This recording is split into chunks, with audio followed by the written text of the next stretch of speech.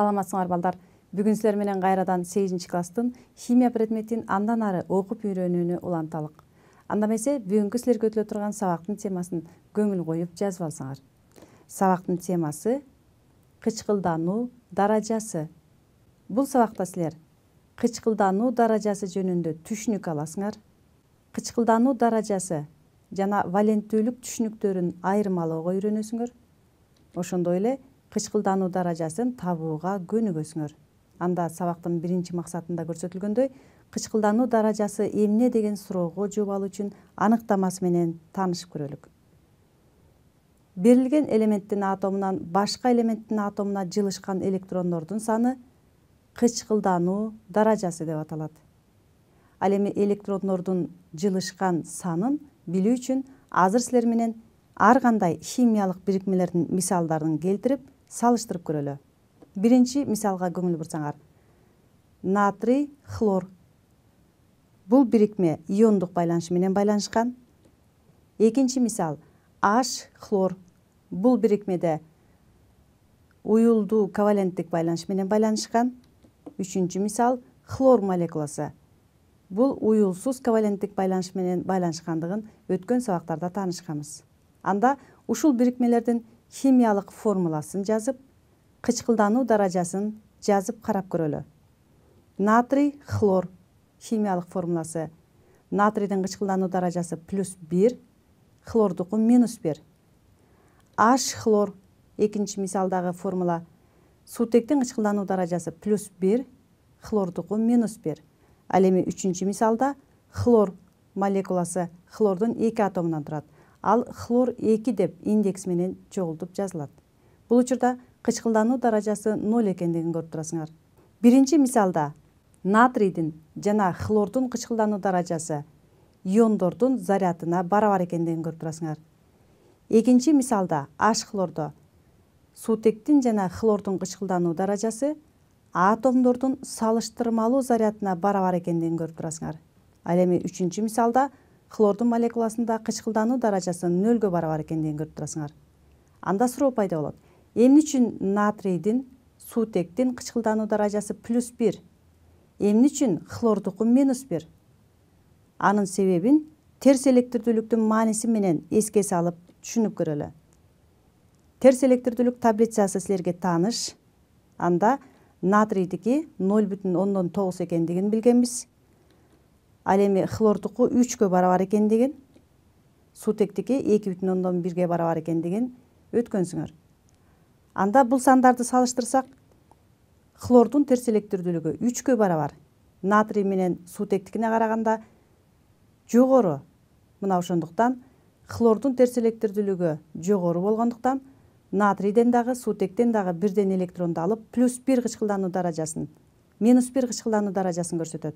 Ал эми натрий менен суутек ага салыштырмалуу начар болгондуктан бирден электронун берип +1 кычкылдануу даражасын көрсөтөт. Ал эми хлордун молекуласына көңүл бурсаңар, анда 0. Эмне үчүн? Анткени хлордун атому менен байланышып бир молекуланы пайда кылып жатат. Бул учурда терс электирдүүлүгү экөөнүк тең бирдей болгондуктан электронун бербейт жана албайт. Мына ошондуктан кычкылдануу даражасы 0 барабар. Анда жыйынтык чыгарсак болот экен. Кычкылдануу даражасынын мааниси терс болсо минус, оң болсо плюс менен белгиленет, же 0 барабар болот. Анда кайсы учурда терс, кайсы учурда оң кычкылдануу даражасына ээ болот? Анда бул суроого жооп алалы. Кычкылдануу даражасы башка атомдордон өзүнө электронду кабыл алган атомдордун кычкылдануу даражасы терс мааниге ээ. Ал эми тескерисинче атомдор өз электрондорун башка атомдорго бергенде кычкылдануу даражасы оң мааниге ээ болот. Мисалдарды карап көрөлү. Суутек -1, хлор -1, кычкылтек -2, күкүрт -2 десек, бул терс кычкылдануу даражасына ээ экен. Ал эми суутек +1 десек, натрий +1, кальций +2, алюминий +3 десек, оң кычкылдануу даражасына ээ экен. Маанисин салыштырганды көрүп алдык. Ал эми эмне үчүн булар плюс, эмне үчүн минус экендигин алар менен мындан аркы сабактын жүрүшүндө карап көрөлү. Азыркы мисалдардан көңүл бурсаңар, суутек бир эле учурда кычкылдануу даражасы -1 жана +1 барабар экендигин көрүп турасыңар. Эмне үчүн суутек мындай кычкылдануу даражасына ээ болот? Кайсы учурда +1, кайсы учурда -1 болот болду экен? Анда суутектин кычкылдануу даражасына токтолуп көрөлү. Суутектин химиялык белгиси H, электрондук формуласы 1s1. Биринчи мезгилде биринчи катарда жайгашкан бир гана электрону бар. Анда атомдук орбиталында бир гана электронду шарттуу түрдө спин менен белгилеп жасалы. Суутек химиялык бирикмелеринде терс электирдүүлүгү начар болсо, анда ал бир электронун берет. Аны мындай кылып жазабыз: минус электрон заряддын терс белгисин коебуз. Бир жазылбайт, бирок окуганда суутек бир электронун берди деп окуйбуз. Бул учурда атомдук орбиталы бошойт. Мына ошол себептен суутектин протону же болбосо кычкылдануу даражасы +1ге барабар болгон иону пайда болот. Ал эми химиялык бирикмелерде суутектин терс электирдүүлүгү жогору болсо же күчтүү болсо, анда тескерисинче электронду кошуп алат. Аны мындай кылып жазабыз: плюс электрон деп жазып, минус белгисин коебуз. Анда суутек бир электронун кошуп алса, өзүнүн жупсуз бир электрону менен экинчи жупсуз электрону менен жупташып, бир химиялык байланышты түзөт. Бул учурда кычкылдануу даражасы -1ге барабар болот. Эсиңерде болсун, суутектин кычкылдануу даражасы +1ге барабар болгон учурда щелочтуу металл катарында эсептелинет. Ал эми щелочтуу металлдарды билесиңер, мезгилдик таблицада биринчи топтун негизги топчосунда жайгашкан элементтер: литий, натрий, калий, рубидий, цезий жана франций. Бул элементтердин эң сырткы катмарында бир гана валенттик электрону бар. Ал S атомдук орбиталында жайгашкандыгын өткөнбүз. Мына ошондуктан суутек мезгилдик таблицада щелочтуу металлдардын эң жогору жагында жайгашкан. Суутек -1 кычкылдануу даражасына ээ болгон учурда ал галлоген катарында да эсептелинет.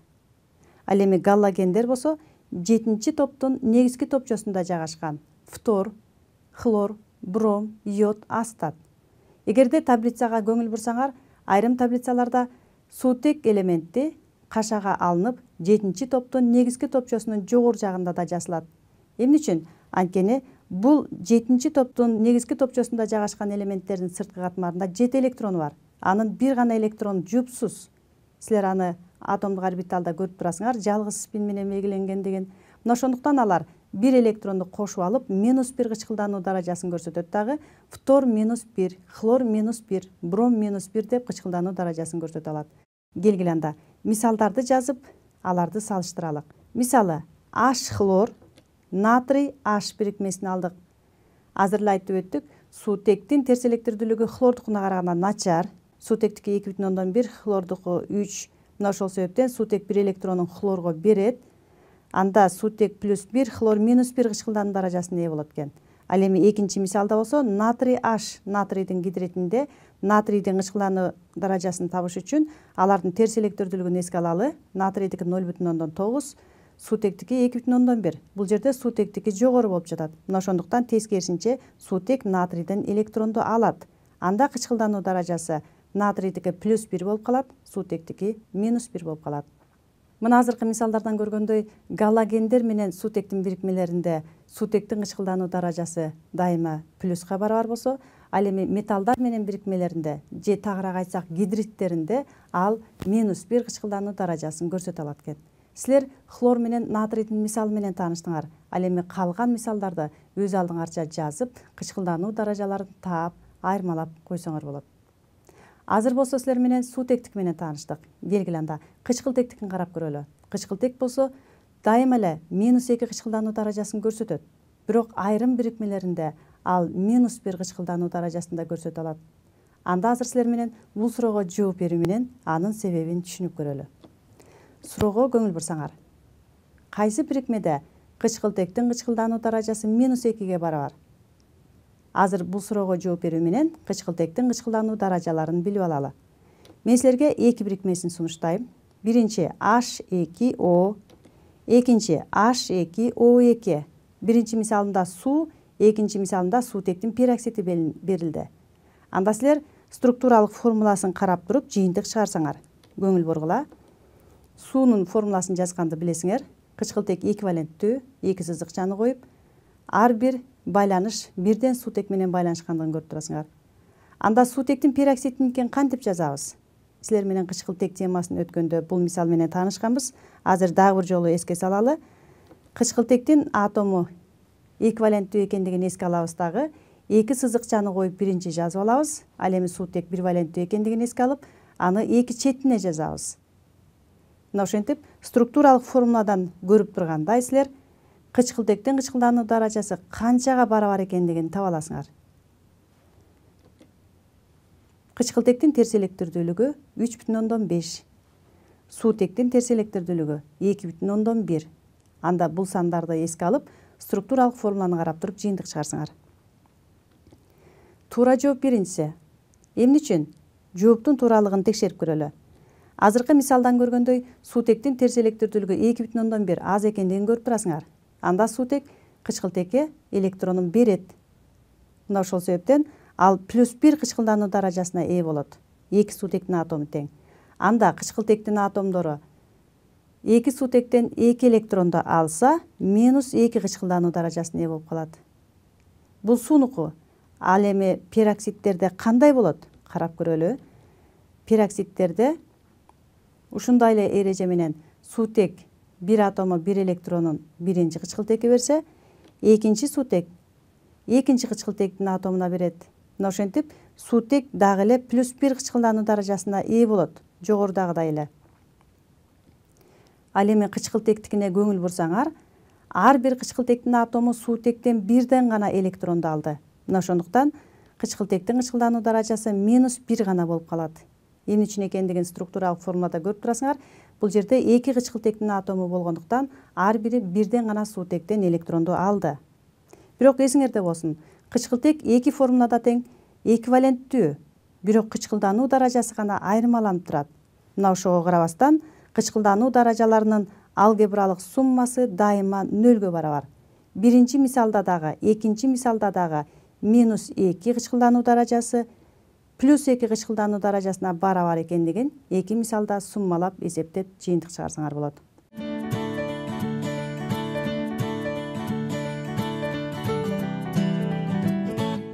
Кычкылдануу даражасы деген эмне? Валенттүүлүк деген эмне? Бул эки түшүнүктү салыштырып, айырмалап алалы. Анда көңүл бурсаңар. Кычкылдануу даражасы араб саны менен белгиленет. Алар +- зарядына ээ болот. Ал эми валенттүүлүк болсо рим саны менен белгиленет. Ал эч кандай зарядка ээ болбойт. Азыркы айтылган мисалдардын жардамы менен далилдеп көрөлү. Мына азыр эки мисалды эске алгыла. Мисалы, натрий H, натрийдин гидрити. Анда суутектин дагы натрийдин дагы кычкылдануу даражасы канчага барабар экендигин билесиңер. Натрийдин кычкылдануу даражасы +1, суутектики -1 деп өттүк. Анткени суутек бир электронун алды, натрий бир электронун берди. Алар химиялык байланышты түзгөн учурда бир эле байланыш түзүлдү. Ошондуктан экөө тең эквиваленттүү деп айттык. Ушундай эле H хлордукун карадык. Анда +1, -1 экендигин өттүк. Байланыштын саны 1, ошондуктан бир валенттүү. HOH-тыкын карадык. Бул жерде да суутектики +1, кычкылтектики -2 экендигин өттүк. Бирок валенттүүлүгү кычкылтектики 2 деп айттык. Ал эми пероксидтеринде болсо суутектики +1, ал эми кычкылтектин кычкылдануу даражасы -1 дедик. Бирок валенттүүлүгүн эске алганда кычкылтектики дагы эле эквиваленттүү деп жыйынтык чыгардык. Азыр эле бул эки мисал менен таанышып өттүк. Анда келгиле. Эсиңерге сактап жазып алсаңар. Кычкылтектин кычкылдануу даражасы -1ге -2ге барабар. Ал эми экинчи мисалда болсо экөө тең валенттүүлүгү 2ге барабар. Мына ушундан улам кычкылдануу даражасы деген бул берген же кошуп алган электрондордун саны менен аныкталса, ал эми валенттүүлүк болсо химиялык байланыштын санын карап туруп валенттүүлүгүн табууга боло тургандыгын билсеңер болот. Анда бул формулаларды дагы бир жолу эске салып, туура жазганды үйрөнүп алалы. Натрийдин гидритинде кычкылдануу даражалары +- деп эле жазылат. Ал эми 1 жазылбайт. Окуганда гана +1, -1 деп окуйбуз. Ушундай эле H хлордукуда +- деп жазылат. Окуганда +1, -1 деп окуйбуз. H2O плюс анан -2 деп жазылат. 1 жазылган жок, азыр эле айттык. Кийинки мисалды карагыла. H2O2ники дагы +- деп эле жазылат. Окуганда +1, -1 деп окуйсуңар. Силер көңүл бура турган нерсе бул жерде валенттүүлүгү окшош болгону менен кычкылдануу даражасы кычкылтектики -2 жана -1 деп жыйынтык чыгарып эсиңерге сактап алсаңар болот.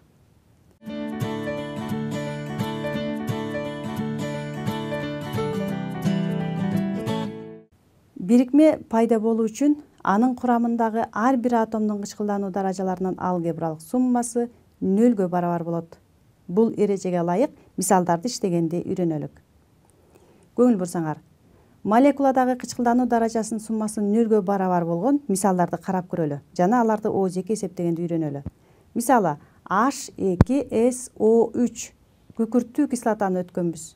Бул учурда сутектин кычкылдануу даражасы +1, кычкылтектиги -2 экендигин жогоруда айтып өттүк. Анда күкүрттүн кычкылдануу даражасын табыш үчүн силер төмөндөгү эрежени эске алгыла. Сутектин кычкылдануу даражасын 1 2 деген индексине көбөйтөбүз, же сутек атомунун санына, ал эми кычкылтектигин -2-не 3кө көбөйтөбүз, же атомдун саны 3 деген индекске көбөйтөбүз. Анда 1-ди 2-ге көбөйтсөк 2, 2-ни 3кө көбөйтсөк 6. Ал эми зарядтар болсо сутектики плюс, кычкылтектики минус, ошондуктан +2 -6 деп жазылды. Анда азыр эле айтып өткөн эрежени эске салсаңар. Кычкылдануу даражаларынын алгебралык суммасы 0 барабар дедик. 0 барабар болуш үчүн -6 +6га барабар болуш керек. Анда канча заряд жетпей турат?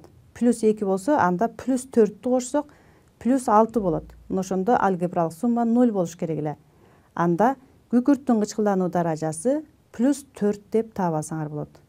Келгиле, дагы бир мисалды карап көрөлү. H2SO4. Бул мисалда деле кычкылдануу даражаларынын даяр белгилүүлөрүн жазып койдум. Силер күкүрттүкүн табышыңар керек. Күкүрттүкүн табыш үчүн ушундай эле эрежеге баш ийет. +1-ди 2-ге, -2-ни 4кө көбөйтөбүз. Анда +2 -8 болуп калат. Келгиле, анда алгебралык суммасы 0 барабарлаш үчүн же -8-ти +8ге барабарлаш үчүн анда канча сан жетпей турат? +6 жетишпей турат. Анда күкүрттүн кычкылдануу даражасы +6 деп тапсак болот экен. Дагы бир мисалды карап көрөлү. H3PO4 орто фосфор кислотасы. Ушул эле эреже менен иштейбиз. +1-ди 3кө, -2-ни 4кө көбөйтөбүз.